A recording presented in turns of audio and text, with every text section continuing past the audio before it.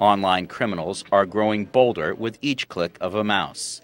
From credit card and identification theft to child pornography, criminals keep finding new ways to victimize millions of people. One case in point is that of 23-year-old Jeremiah Mondello.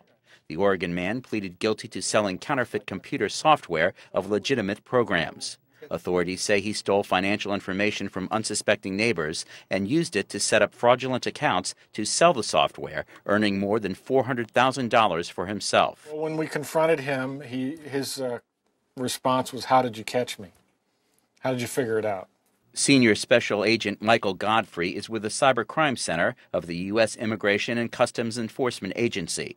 He says Mondello tapped into the signal coming from a neighbor's wireless internet router. We conducted electronic surveillance at the scene that identified our suspect as being located at this residence. Our unsecure access point that he was connecting to was located across the street at this other residence. And the investigation actually identified other residences with unsecure wireless access points, a wireless router with encryption disabled, that he was connecting to throughout the neighborhood. Godfrey says the speed and ease with which criminals can access the internet essentially creates an international border-free crime zone, especially for trading stolen financial and personal information. Because this information is very valuable, it only lasts for a short period of time before the victims either cancel their accounts, change their passwords, or close their credit card numbers once they realize that they've been the victim.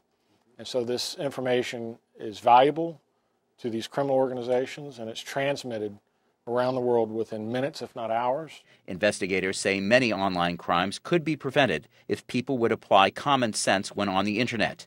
Captain Tim Evans of the Virginia State Police is part of a task force that works on preventing child sexual exploitation online. If an individual doesn't know the person in their real life, if it isn't their friend down the street or another family member or someone that they specifically know, then they shouldn't respond to them. They shouldn't strike up conversations or strike up internet relationships. Law enforcement agencies have benefited from advances in technology as they fight cybercrime. Computer software giant Microsoft has provided some agencies with a USB device that helps extract evidence from a computer. But both Captain Evans and Special Agent Godfrey say criminals constantly adapt their techniques. Again, Captain Evans.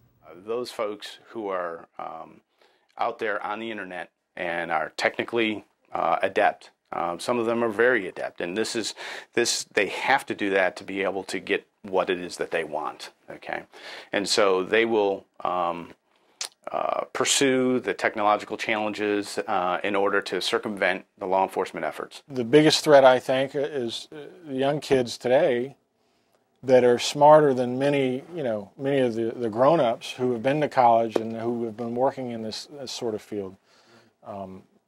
Because they could sit around and research and know how to do a lot of this stuff and actually write viruses and have them spread through peer-to-peer programs. Godfrey and Evans say the fight against cybercrime will need more resources as the internet grows and changes. And both acknowledge the battle is as infinite as the digital world itself. Robert Raffaele, VOA News.